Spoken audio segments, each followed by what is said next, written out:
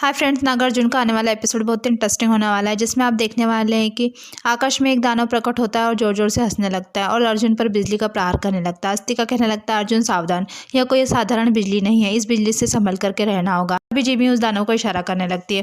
वह दानव अस्तिका की तरफ बिजली का प्रहार करने लगता है। अर्जुन भी कहने लगता है, पिताजी हमें इस दानव से बचना होगा, यह मस्किनी का भेजा हुआ है। वह दानव बार बार अर्जुन और अस्तिका पर बिजली से प्रहार कर रहा होता है और जिमी के ऊपर भी बिजली का प्रहार कर देता। बिजली के प्रहार से अब जिमी भी बेहोश होकर के नीचे गिर जाती है और बेहोश होने का नाटक कर रही होती है। वह जिमी के बाद अर्जुन पर बिजली से प्रहार कर देता है। अर्जुन भी नीचे गिर करके बेहोश हो जाता है। उधर मस्किनी कहने लगती है, अब देखती हूँ यह दोनों कैसे बचते हैं। और कहने लगती है, इतनी खुशी तो मुझे अपने श्राप से मुक्ति पाकर भी नहीं मिली जितनी खुशी मुझे आज मिल रही है तुम दोनों को मरते हुए देख करके। तभी मस्किनी के सेवक आकर के उसे बताने लगते हैं कि महारानी, आपके भाई अजगर अपने कक्ष में किसी मानव से लड़ रहे हैं। मस्किनी सोचती है, कौन है जो मस्किनी के महल तक पहुंच गया। सेवक कहने लगता है, पता नहीं। उधर नूरी अजगर से असलम को छोड़ने के लिए कहने लगती है, मगर अजगर उसे धक्का दे देता है और असलम का गला दबाने लगता है। उसे भी धक्का दे देता है और फिर से नूरी की तरफ बढ़ने लगता है।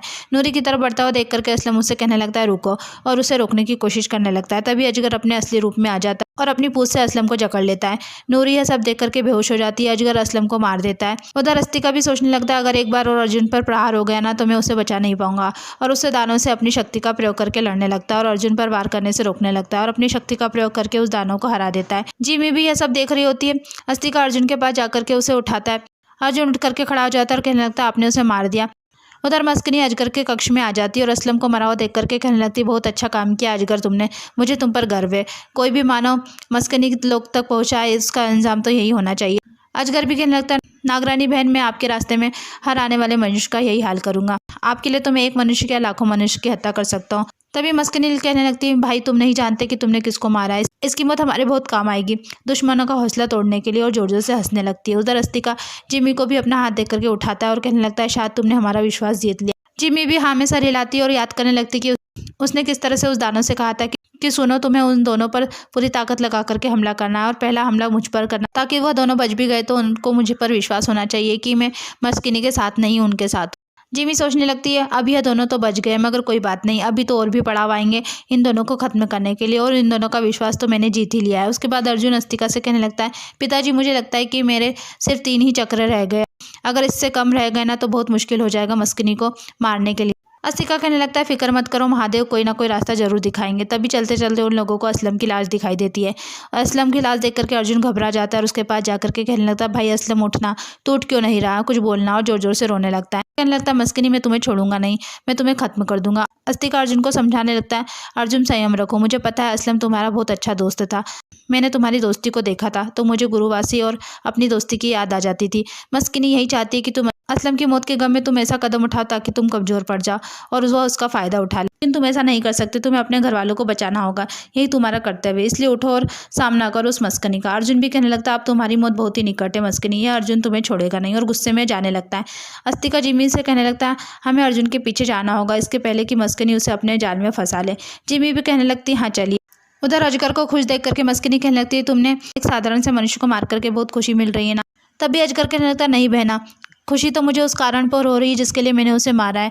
मस्किनी भी कहने लगती है, तो नूरी तुम्हें बहुत पसंद है ना। अजगर कहने लगता है, हाँ बहना, तुम तो जानती हो ना कि सुंदरता की तरफ आकर्षित होना मुझे कितना पसंद है। तभी मस्किनी कहने लगती है, तो ठीक है, मैंने उसे अपनी दासी बनाया, तुम उसे अपनी धर्मपत्नी बना लो, तो इस तरह बदला मेरा पूरा हो जाएगा। तभी अजगर कहने लगता है, मैं क्या तुम्हें इतना मूर्ख लगता हूँ बहना कि एक नारी को पाने के लिए मैं उससे विवाह कर लूँ, मगर उस नारी से में कुछ तो बात है जिसके लिए कोई भी मनुष्य अपना सब कुछ ठुकरा सकता है। तभी मस्किनी को अर्जुन का नूरी की तरफ आकर्षित होना याद आने लगता है और उससे शादी करना याद आने लगता है। तभी मस्किनी कहने लगती है, अजगर तुम अपनी हद में रहो, तुम्हें नूरी के साथ जो करना है ना करो, किंतु अपने वचन से मत भटको। अजगर भी कहने लगता है, बहना तुम फिक्र मत करो, यहाँ पर तो सुंदरता की कमी नहीं है, बस मुझे तो उस नूरी के साथ अपना पुराना हिसाब चुकता करना है, बस वह तो मेरे लिए एक मनोरंजन है।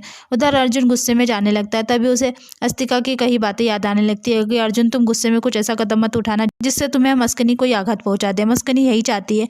अर्जुन सोचने लगता है, मुझे अपने घर वालों को बचाना होगा, और गुस्से में आगे की तरफ बढ़ने लगता है। पीछे से अर्जुन को कोई देख रहा होता है। उधर जिमी अस्तिका को आगे ले जाने लगती है। अस्तिका पूछने लगता है, यह कौन सा पड़ाव है, ऐसा लगता है जैसे यहाँ पर मेरी सारी शक्तियाँ खत्म होती जा रही है। तभी जिमी कहने लगती, बिल्कुल सही कहा तुमने, जैसे जैसे हम आगे की तरफ बढ़ेंगे ना तुम्हारी शक्तियाँ कम होती जाएगी और मेरी शक्तियाँ बढ़ती जाएगी।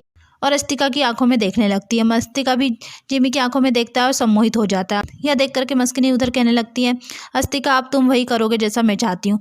उधर जिमी अस्तिका से कहने लगती है, मैं बहुत सुंदर लग रही हूँ ना। अस्तिका भी उसके जैसा ही कहने लगता है, हाँ बहुत सुंदर लग रही हो तुम। उधर मस्किनी कहने लगती है, इतनी सुंदर कि तुम मेरे शत्रु की जान ले लोगे। अस्तिका कहने लगता है, हाँ मैं तुम्हारे शत्रु की जान ले लूंगा। जिमी कहने लगती है, तुम मुझसे बहुत प्यार करते हो ना। अस्तिका भी कहने लगता है, हाँ मैं तुमसे बहुत प्रेम करती हूँ। उधर मस्किनी कहने लगती है, अब तुम मेरे कब्जे में हो, अब तुम मेरे सबसे बड़े शत्रु को मौत की नींद सुलाओगे।